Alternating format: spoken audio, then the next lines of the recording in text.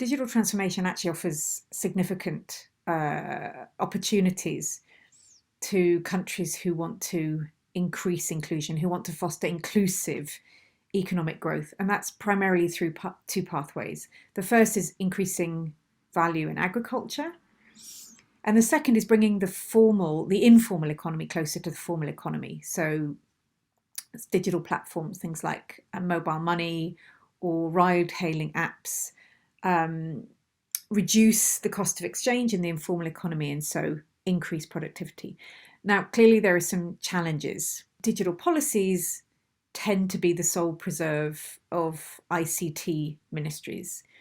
And this gives something of a narrow and a technocratic approach then to digital transformation. So there will be people, there will be sectors, companies, people, individuals who are doing very well in the analog world and who feel that this is going to be threatened in the digital world, that these new digital opportunities for inclusion can be threatening, that it's something of a zero-sum game. Let's look at what some of the solutions for those challenges or some of the opportunities.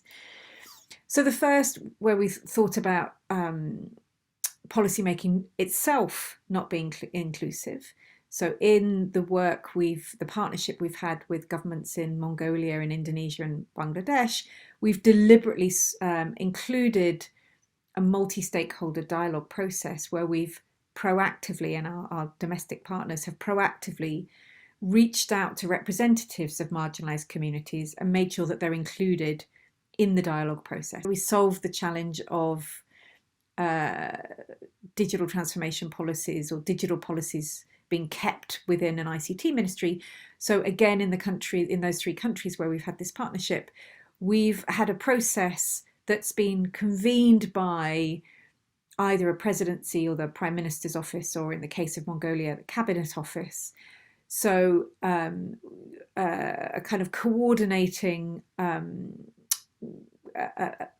of the government that has cross-line ministerial responsibility and therefore the ability to coordinate and bring in other relevant line ministries who need to be in the room for this kind of conversation.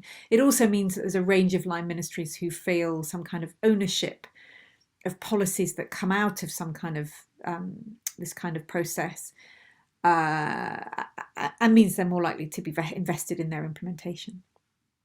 And then the incumbency effect, for instance, banks being very resistant to non-banks entering financial services, so there was resistance to the creation of mobile money.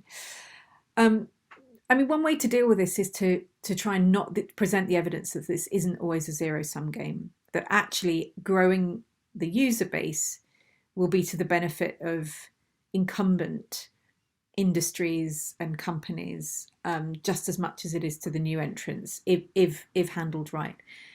But how then could policymakers start approaching inclusive digital transformation? Well, the process I've been talking about, so this is the partnership we had with those three countries, was centered around something called the Digital Economy Kit, which is a three-part process to really help countries identify and then think of priority actions around their digital comparative advantage. So how is it? What is it? What are the opportunities in their country for inclusion in digital transformation? What are some priority actions to help them kickstart that?